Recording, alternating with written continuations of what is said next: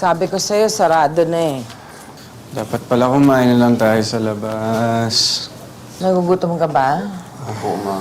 Ano gusto mo kainin? Kung ano Mami, ako po, matutulog na po ako. Okay, good night. Sensya ka na, anak, ha?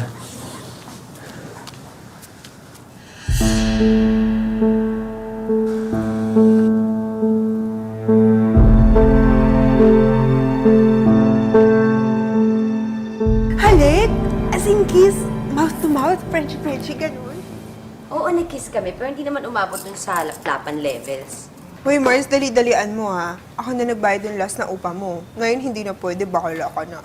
Hindi bale, mukhang malapit ko na makuha si Sir Lando. At kapag nakuha ko na yung loob niya, bibilihin ko yung bulok na paupahan na yun.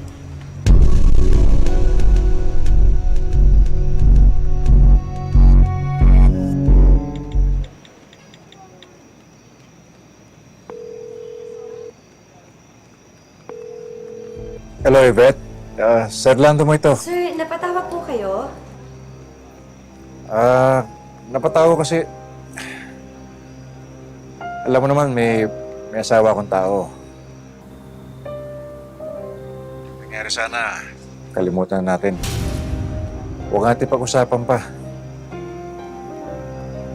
Sana wala na makalam nun. Sorry talaga, ha? Ako, Sir Lando, wag po kayo humingi ng sorry. Eh, ako nga po yung dapat humingi ng sorry sa inyo eh. Hindi, akong boss mo. Sa nangyari, responsibilidad ko yun. Sana mapatawad mo ako. Sir naman, kayo napaka-gentleman nyo naman. Walang ibig sabihin yun. Kalimutan mo na yung halik na yun. Dad? Ano pong halik? Sino po kausap niyo?